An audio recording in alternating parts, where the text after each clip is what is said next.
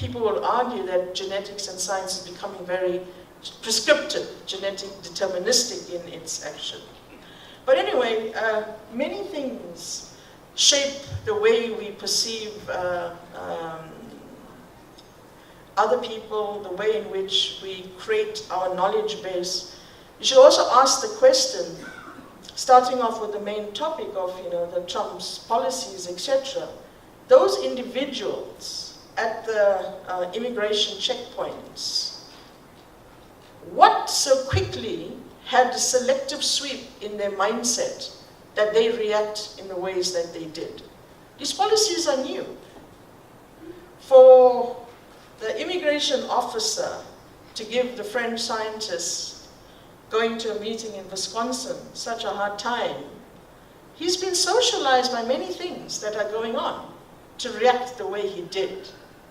So I don't think Trump said, you must do this, but he interpreted things to act in particular ways. What helped shape the way his mind thinks in the way he responded? And I think that's a bigger issue that we need to address, because we then see this at a global intersection of societal activities. And here we have the main part of this whole outline is, how does it apply to racial profiling? Well, the definition of racial profiling refers to the discriminatory practice by law enforcement officials of targeting individuals with suspicion of crime based on individuals' race, ethnicity, religion, or national origin. So we've kind of talked about where the nationality concept has come from.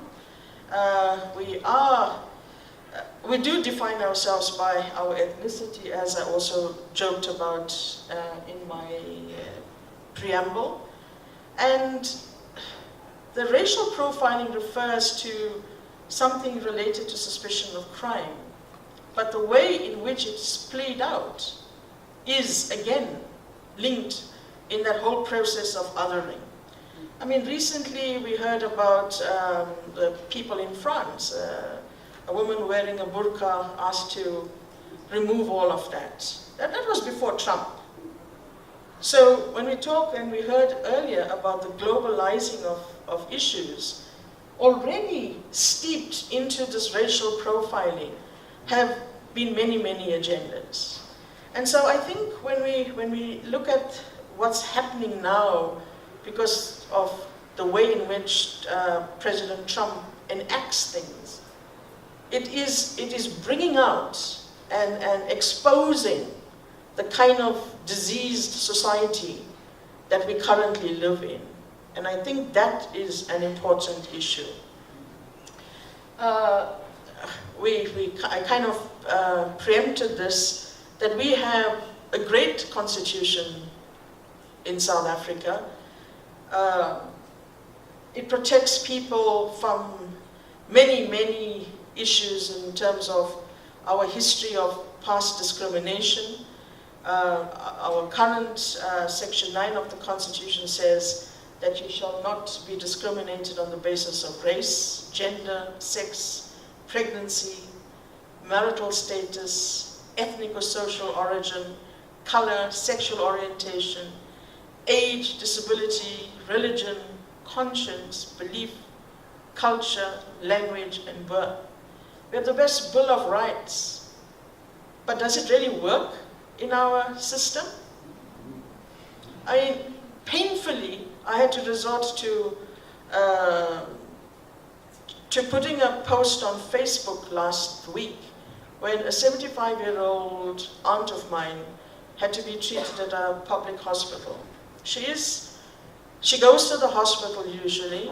She's had a history of breast cancer and now presents with some other complication of cancer. Has been bleeding profusely for 3 weeks. 3 visits to the hospital, she gets sent away and gets told, there's nothing we can do for you.